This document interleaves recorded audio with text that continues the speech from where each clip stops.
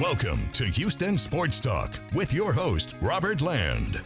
Thanks for checking into the best Houston sports podcast and joining me to talk about the yearly Billy Wagner Hall of Fame snub, new Astros Hall of Famer Ken Caminiti, and new Astros bullpen ace Josh Hader is Greg Lucas, who spent 30 years of his 5 decades in TV covering the Astros and is an Astros historian and author. Always a favorite HST guest. Good to see you, Greg. Thank you. I think we got to give Brownie the 30 years. I was a little less with the Astros, 30 overall, including my work with the Rangers involving Major League Baseball. But yeah, it's always great to be with you. Okay, well, that's enough. That's enough. You've got enough tenure to talk about Billy Wagner and what happened, because he comes up 5 votes short this time. And Greg, you covered Wagner during his 9-year Astros career. What's your reaction to the Hall of Fame announcement? What do you think? Well, everyone thought this was going to be a cinch because the players that get this close the year before tend to make it. And he fell 5 votes short. And that's a crime, because of the people that were on that ballot. Billy should be a Hall of Famer now. And we only say wait till next year, his last year on the ballot. And I think maybe he'll get us some sympathy voters next year, if nothing else. So I think he'll make it next year, but he should have been on this year. I think they showed on all the telecasts, and we saw a lot of things online that emphasized just how good he was, not only with the Astros, but with the other teams that he saw time with. And I think it's a shame, because he was ahead of his time, really, when you stop to think about it, in throwing pitches 100 miles an hour consistently. Nowadays, a lot of people do. But when he was throwing, I know there was one year where he was credited with 159 pitches of 100 or more miles an hour. And I think it was, I may be wrong on the exact figures, but I think the entire league had 56, the rest of the league. And in the American League, it was even worse. There were only 26 pitches thrown of over 100 miles an hour. This was in 2003, I believe. Now, that's not only interesting for Billy, but it's interesting for what's happened in baseball over the last 20 years, because now everybody throws 100 miles an hour, it seems. Yeah, and I'm going to do my usual making the case here. I feel like I have to do it every year, but he's had the 6th most career saves all time. Of those 6 guys that he's in the category with, he's got the best opponent batting average, 187. His ERA is 2.31, which is second among those guys, and number 2 in baseball history of pitchers with at least 900 innings. Mariano Rivera is the only one lower than that. And Wagner critics, well, they're going to bring up his 10-plus ERA in the postseason. He faced a grand total of 30 hitters in 16 major league seasons, with his team leading in the postseason. It's a minuscule sample size. It was 11.2 innings of a 16-year, over 900 inning career. And Greg, can we take Ted Williams out of Cooperstown? Can we take Joe Morgan out of Cooperstown because they didn't do it in the postseason? And I'm hoping that they're going to bring this same energy to Clayton Kershaw voting in a few years. Well, they made a point on the telecast earlier that in the minds of several of the people on the panel, postseason work should be bonus. That should be what helps you get over the top if you're a marginal player, if you were a great postseason guy. But as far as Hall of Fame itself, that really is the whole picture, not just 11 innings in the postseason that weren't very good. I mean, I tend to agree with them 100%. That can be a bonus. In other words, if anybody thinks Altuve is borderline, which of course ridiculous, because he will be a high first ballot or second ballot Hall of Famer. But if they did, then you look at what he's done in the postseason, and that would be bonus. That shouldn't be 3 batting titles and MVP and 300 career batting average. That should be what puts Altuve eventually in the Hall of Fame. All that heroics in the World Series and postseason should be the bonus. Billy didn't have the bonus. Bagwell didn't have the bonus. Biggio didn't have the bonus, but they didn't need it because their careers were good enough. And frankly, so was Billy's. He's one of the great personalities too. Do you have any favorite Wagner stories from when you covered him? Probably how quickly he came back from the game in which in Arizona, where he took the line drive off the side of his head. And when it happened, there was great concern. I remember his legs were flopping around. So he had his brain together, but there was real concern. But as it turned out, it actually gave him a concussion, but it was a glancing blow. He turned his head just enough. Actually, it drew blood. It drew a cut just around his ear. He came back. He had to have 2 or 3 weeks off, I think, because he had to go through the concussion protocol and be sure, because he was having problems with it. He was having vision problems and dizziness and all sorts of stuff. What he said after it, I think, is what I remember the most. He said, yeah, it was a scary thing, but that's one thing you can't be afraid of because there's nothing you can do about it. If a hitter hits a ball through the middle that hard and you can't get out of the way, you're going to get hit. And if you are psyched out by it, you'll never be able to pitch right again. And so I just was able to put it in the back of my mind saying the odds on this were 1 in 2 million or 3 million, and it wasn't going to happen again. Never did, and it didn't affect it long term. His life is a movie. He grows up in poverty in rural Virginia, left a broken home to live with his aunt, uncle, and cousins as a teenager. He's a natural right-handed hitter who are a natural righty, just that, but broke his right arm twice as a kid, learned how to throw with his left. He was behind in school, but administrators had to let him move up to high school with the other kids his age because he threw a fastball so hard, they had worried that he'd hurt other kids, the younger ones. And then he goes to Division III Ferrum College to play football, but the football coach tells him, no, you need to stick with baseball. You can't write this, Greg. No, you can't. And of course, one of the reasons he really did want to play football, but he was extremely small through high school. He was only about 5'5", weighed 130 or so pounds. After his freshman year at Ferrum College, he gained, I think it was 30 pounds and 3 inches. And his fastball also went from the mid 80s to over 90 miles an hour after that first year. So it was proven after that first year that he made the right choice. Later on, he became he's a college Hall of Famer for his career at Ferrum, and he was throwing the ball at 95 by the time he was a sophomore, and everyone in the nation wanted him when he was ready to be drafted, and the Astros were fortunate enough to get him. You talked about him getting hit in the head. I think of Billy Wagner. When I see him, I think of a guy that was just fearless on the mound, because you said he's 5'5", but he was 5'10" for a pitcher. He's short. He's throwing at 100 miles an hour. It's coming back at him at that same speed a lot of times. And you never saw it with him. You never felt like that guy was scared of anything. No, and I think the best quote that I heard was from Randy Johnson. Randy's a fireball, my goodness. And he and Billy were teammates for part of one season, as you recall, in 1998. And Randy has been quoted as saying, Billy threw way harder than me.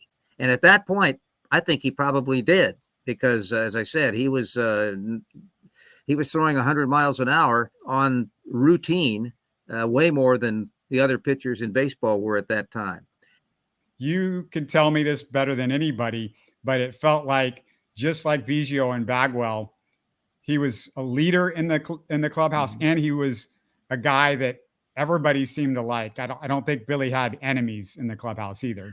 The only enemy he may have had was toward the end of his stint with the Astros, when he had made some comments about Drayton McClain not spending money to to build up the team better, and that made him a trade bait. But he wasn't the only one. His contract was nearing the end, and as you remember, that hit a lot of players, Pence and Brookman and Billy. They all left as a result of Drayton's not wanting, honestly, to put too many long-term contracts on a team that he was planning on selling. Easier to sell if the buyer doesn't have to be tied into all of those. And that's exactly what happened. And Billy was one of the victims. We're going to spin it back in a couple of minutes, speaking of that topic, to owners spending money with the Astros, because that just happened. But I want to also talk a little bit about Ken Caminiti, because Caminiti and Spanish broadcaster Rene Cardenas were both inducted into the Astros Hall of Fame this weekend. Caminiti actually inducted to the Padres Hall of Fame way back in 2016. He started in Houston, played here from 87 to 94. Were you covering the Astros most of that time? I was covering Kenny. Yeah. Well, of course, he was here twice, and both times I was there for part of it. He was an interesting guy because, as you know, as a fan, he looked kind of scary. he looked like, he didn't smile much, and he was, golly, can I go up and interview him? And actually he was fine to be interviewed. He just, he probably kept some people from trying to interview him because of the way he looked. But he was a nice guy. He just was troubled. He was troubled from his youth. I think he said in the book that was written about him, the author had a quote that he said, "I was drinking beer by the time I was 12. I was, drinking other alcohol way before that. I had a problem with alcohol for years." And of course, then later he had a problem with regular drugs, cocaine, and at the end, even stronger drugs than that. And of course, he did get involved with the PEDs in Seattle. And that's really why he probably is in their Hall of Fame. He was so good in San Diego, because in San Diego, he was an MVP and he had the best years of his career. And he was using PEDs when that happened. They came back to the Astros, and they actually ultimately let him go, released him because he had backslid in his drinking. They kept that private, but that's revealed in the book that was written about him. And it was a sad ending for Ken, because I think when he was here, he was robbed of winning Gold Gloves, because the Astros were not one of the top teams. And as you know, the Gold Glove award winner almost always goes to the best offensive, good defensive third baseman or shortstop or second baseman, and those that play on teams that win a lot. And the Astros during his years were not a big winning team. They had some good years, but they were not a big winning team. And then he goes to San Diego, and all of a sudden he's going to win a Gold Glove because he happens to get the MVP. And he was just as good a fielder here, maybe even better. You mentioned the PEDs, and I want to come back in a little bit with some personal stories. But on the PEDs, when I think of that steroid era and what happened, it felt like two guys came out and were pretty vocal about what was going on with the steroids and saying, this is a concern. This is going on in Major League Baseball. One of them was Jose Canseco, and everybody just sloughed off Jose Canseco because he's Jose Canseco. But the other was Caminiti. And I felt like maybe Ken's outspokenness really helped turn the tide on the PED scandal, I guess, or start it, I guess you would say. But just got rid of it in a way because he was so outspoken about that. I think you're probably right, and may have also kept others from trying it. I think the numbers that have been thrown out just out of the blue of what percentage of ball players were using them are way high, but there were a significant number of players that did give him a shot. Obviously, he doesn't win the MVP in San Diego if he's not using them. And some other players that jumped out of nowhere and started hitting a lot of home runs obviously were helped a little bit. But you're right. Ken, I think, probably was more willing to admit to some of that stuff because he was also during this period, he was actually going to rehab for his alcoholism. And so he was really an addicted personality, and PEDs were a drug, and they were one that he was using during the period he was addicted to other things. I guess he could relate to that, while the other players that maybe were using them were not alcoholics or addicted to, using cocaine or other drugs. And he was so much. Why not tell the truth? And he did. It says a lot about him, Greg, as a personality and how well he was thought of here in Houston, that when he came out and said those things, I never got the sense that people in Houston were angry at him or upset. Even though, he had all that success with San Diego, which is probably around the time he started using the PEDs, I would guess. But even with everything that he said, the fans here loved him. He was beloved forever. And, when he died, it was, tragedy for Astros fans. They were sad about it. And I never felt anything different than that. No, I don't think so either. And it is a fact that was pointed out in the book by Dan Good that Ken never used PEDs until he got to San Diego. And he did it there because, first of all, they were easily available. And someone who supplied him drugs also knew how to get him steroids from Mexico. And that's what got him started. And that's how it got going. And as we know how it ended. It ended badly, but it didn't end badly, frankly, because of the PEDs. It ended badly because of his alcoholism and regular drug addictions. I want to talk about how it started for him, though, here in Houston, because when I was in high school, that's when Cammy was called up. And I remember seeing his cover on an Astros program. It was Ken Caminiti on the cover of the program that I bought after going to the game. That's when I read about him and got super excited. This is pre-internet, so that was the most info that you would get on a project was an Astros program. And I still remember hearing he got called up on the radio and listening to his very first game with Milo on the call. And he was like a superhero right out of the gate. His first big league game, he was making Gold Glove defensive plays. He had a homer, triple, scored the game-winning run.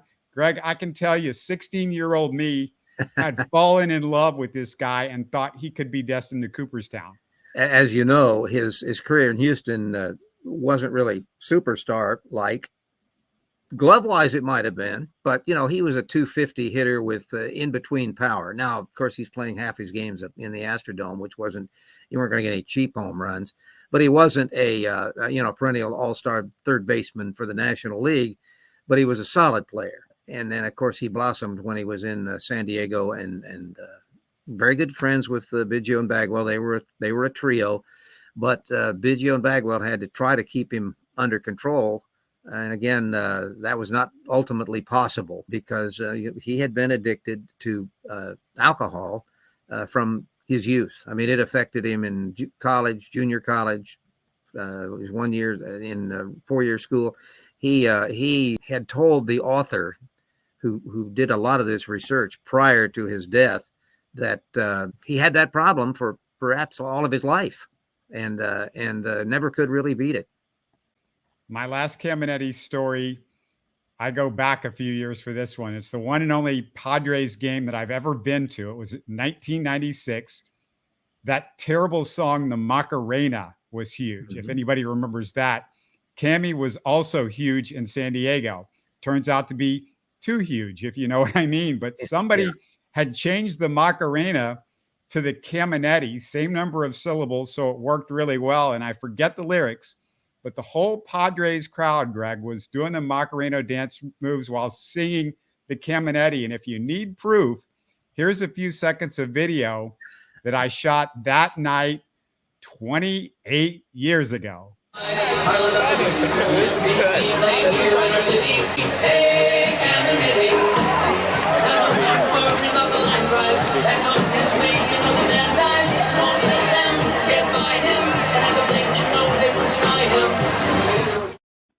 How about that, Greg? That is something. That is really something. But he was in San Diego. He was the player that you saw the first time in Houston when you first saw him. That's what he was. Not every game, but I mean, he was 300 batting average, 100 plus RBIs, ton of home runs, and the Great Glove. So he was worth a song. There's no question about that.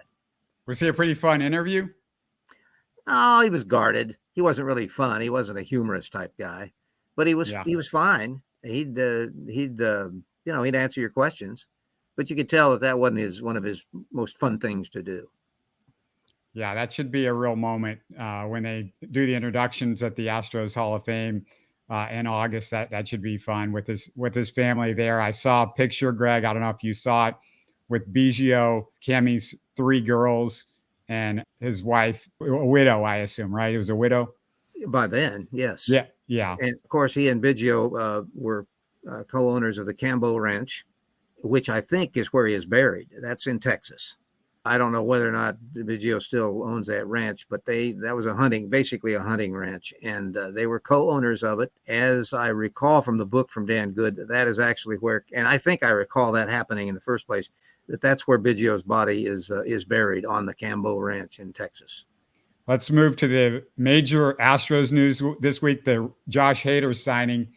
What's your reaction, Greg? And are there any angles to this you think people might be missing?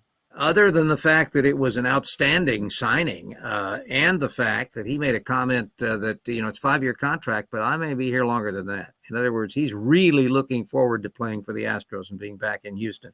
It's expensive, but it's pretty much the rate you're going to have to pay for players these days.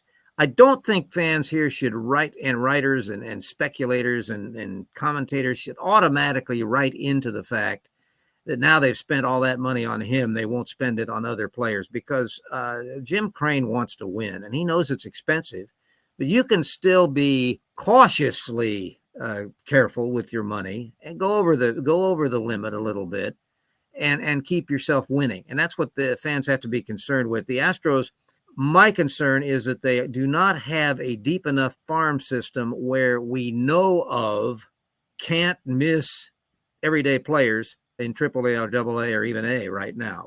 We have some, we had one top prospect, the outfielder that got traded last year, but he wouldn't have been, none of those guys are at the point they were can't miss yet. The Astros were very fortunate when Carlos Correa left. They had Pena. They've basically been the same player the last 2 years. Carlos has come down to earth, and Pena is not quite up to the level that Carlos was, but he's pretty good. They did not have the same luck in center field when Springer left. They're still kind of working on that. And we got some fan favorites to play out there, and they'll probably end up playing out there unless the Astros make another deal during the offseason. And they're talking about it. They keep talking about wanting another left-handed hitting outfielder. And where do you play him? So center field is the only position that he might play if he's really a good left-handed hitting, great defensive center fielder. They have guys that can play center field. Dubon can play out there, but Dubon's greatest value is really as a utility man because he can play everywhere. McCormick can obviously play out there, and he hit decently, but somebody pointed out his range factor was really good. Well, the problem with range factor is it's a little bit of a misleading statistic, because if you catch the ball and you went a long way to get it, your range is good. The problem is, in his case, to catch the ball, he quite often has to dive for it. And really, guys with really good range don't. And that's really the difference. But he's okay. He's okay. If they don't find anybody else, I would have no problem with going into the season with him being the main center fielder. But we'll have to wait and see how that all turns out. I did a few minutes right after the trade, and everybody was assuming that, or right after the Hader signing, I should say, everybody was assuming that the Astros were just going to make him the closer de facto.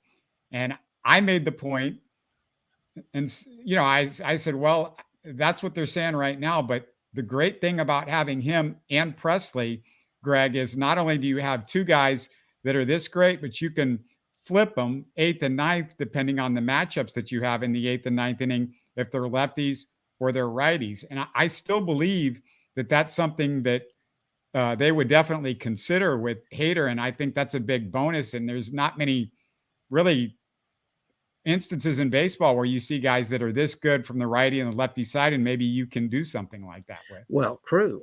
I mean, the other thing, it always gives them somebody who's really a qualified, experienced closer to close the game, every game, because sometimes you need to use the closer 3 games in a row, and you aren't going to use the same guy 3 games in a row. What would be nice is if the Astros would develop a 4th pitcher capable of being one of the last 3 guys, that you wouldn't have to use it that much, but he would be capable of it if you've been overworked in your bullpen. And then you might always be able to have a closer available. I thought it was instructive that they let it be known that before they made the deal, they contacted Presley to let him know what was up. And he approved it. He said, hey, anything we can do to make the team better, that's great. They didn't say they were taking his job away, but they were obviously, if you're getting a guy that's been this strong as a closer that throws this hard, he's going to get to close. But how much does he close? How much does Presley become not always the closer? But you got to remember, he doesn't throw with the same speed or velocity, but he gets guys out. And he's picked up a lot of saves over the years. So I think it's just a positive. It's a positive. And I personally, it's not my money, but I don't worry about the money either. That's the going rate these days. It'd be unfortunate if he got a sore arm next year or something and had to miss some time. But, the Astros have overcome situations like that in the past. A couple other points that I made a few days ago, I'll get your reaction to them. Number one, the Astros, if you sign somebody and you bring them over to the Astros, the one thing you want to check out is how they do in the postseason. Hader's postseason ERA is 0.7 something. I mean, it's like, it's an incredibly minuscule. So he passes that test. The second thing is when they sign him, and they went over, everybody said, well, this is a new era for Jim Crane. But my point with Jim Crane is he's always been in if it's a blue chip pitching prospect. He will make the exception for that. We've seen it with Verlander twice now. Mhm. We've seen it with Zach Greinke and now with Hader. Well, Jim was a pitcher. He knows how important pitching is. Yeah. And the other thing is the Astros regular lineup offensively should be fine. You're going to get more hitting at catcher. You're going to get, assuming everyone's healthy, we're going to get Altuve not get the hand broken in the preseason. No problems with that offense. I mean, every offense will have some slow games, but they have one less dead spot in the batting order. The question I have and the concern I have is if he catches every day, what does that do to wear him down? So that's why it was good they acquired a solid backup catcher that can actually be used because he's actually a little bit of a hitter too. So they've got, they don't have to use some guy from the quads, AAA Corpus or AAA. You don't have to do that as your backup catcher. I think they're really solid in those positions. First base, I don't have a real problem with him. He just got off to a terribly slow start, especially impressed by the way he came through in the postseason. And, when you total all of his numbers, regular season and postseason, 22 homers and 100 runs batted in. No, he got off to a terrible start, and he was making a lot of outs early, but I'm not as concerned about that. He actually had a better year than Yuli Gurriel did. So there you go. If you kept Yuli Gurriel, he didn't have as good a year as he did. So I'm really encouraged with this team. I think Fromber's weaknesses at the end of the year was mostly because he'd pitched a lot. He'd pitched a lot in a long season, starting with games that counted in the World Baseball Classic. Yeah, And that's been my point for months now, Greg, is that the World Baseball Classic really killed the Astros season in a lot of ways because I felt like all those pitchers that pitched in the World Baseball Classic either had poor years, off years, or they got hurt, or both. Or they wore down at the end of the year. That's the right. other thing. And that, so I think that's I like the World Baseball Classics concept. I just don't like when they play it. I still wish they would figure out a way to play it after the World Series and make the emphasis be in the other countries so that you're not worrying about battling king football as much. I mean, the games be on TV, but you wouldn't necessarily be having to draw the crowds. But I like the concept. I just squeezing it in before spring training I'm not in favor of that, but they didn't ask. Have you figured out how to take a hex off of the ballpark that we play? Have you ever seen anything like what happened this year? Not twice. And I that's the thing that gets me is, it happened to them in the World Series against Washington and then again against the Rangers. And no, I can't understand it. I mean, you wouldn't think the players would get so psyched out that, because of all the crowd and everyone rooting for him, that it would affect them negatively, but it's happened to them in two very important series. I mean, they come home with the Rangers series after they won that game with Altuve's heroics. They have to win one game, and they couldn't get it done. And it wasn't even that close because they were giving up some big runs early, couldn't come back far enough. And the Rangers had enough guys. They all weren't hitting, but they had enough guys. They were making a lot of big hits. It was just their series. I mean, the Rangers, in the 20 games the two teams played, counting the postseason, the Rangers only won 8, but they won 4 of them in the World Series. And that's when it counted. Yeah. And if they start like this next year at home and having these issues, if you're an Astros fan, you just got to start booing them because I guess they like the road boos. Maybe that's it. Well, certainly doesn't hurt Altuve when he's on the road. Fine, and he does get booed. He does get booed. Yeah. No, you're right. No, I don't know. I've never seen it to that extent. All I know is that I don't think the Astros need to worry about home field advantage other than if you get it, that means you've had a really good year and you've got a really strong team, but it doesn't seem to help them enough when they get into the postseason. Yeah. Well, I can't wait. A couple of months away from baseball season. We're almost, actually really only a month and a half if you're talking about spring training. So that's just around the bend. And, the Astros, there's still time for them to make moves, Greg, you've seen it a million times. It's like, you think, oh, all the big moves happen early. Sometimes the biggest moves happen in March even. Well, sure. And maybe a pitcher, here's the thing. McCullers is going to come back at some point. Christian Javier will be back at some point. These guys that have been hurt, they'll be back. But they won't be back right at the beginning. And so at the very beginning, they may really need to be looking for at least one more starting pitcher. And I don't know how that's going to come down. But I think that when they are all back, this will be a strong staff. And with the improved offense, I'm not worried about what the Rangers did or had, or the Twins or the Mariners, I should say, or certainly anybody else. The Angels on paper look like they've got to be worse, but who knows? I think one more starting pitcher that can give them, that's durable and can give them innings and is good at quality type starts. Doesn't have to be Superman, but I think that would be nice. That would be great, but we'll have to wait and see how that turns out. I also want to see a step up from a couple of the young guys. Like France did really well, wasn't quite as well down the stretch. And of course they had to move some people to the bullpen. I want to see those guys make a step, and most of them have stuff. And if they can just make a step, and most of it is simple command, if they can get to that point, they can become great pitchers. Some of them. Yeah. Hunter Brown, I think his arm, he could have hit a wall maybe halfway through the season because he hadn't had those type of innings. And JP France, even though he was a rookie too, a little older guy, more innings in his arm. So maybe that helped him as the season went along. And here's the thing. We need the innings. The Astros fans need the innings at the beginning of the season, because they're going to have, McCullers is going to come back, and he'll be strong.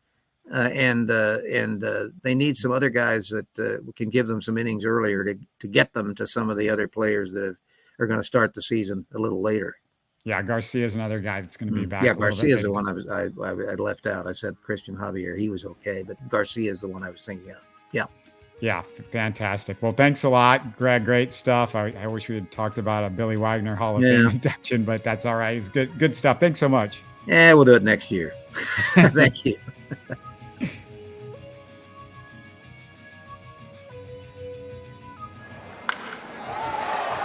You're listening to Houston Sports Talk.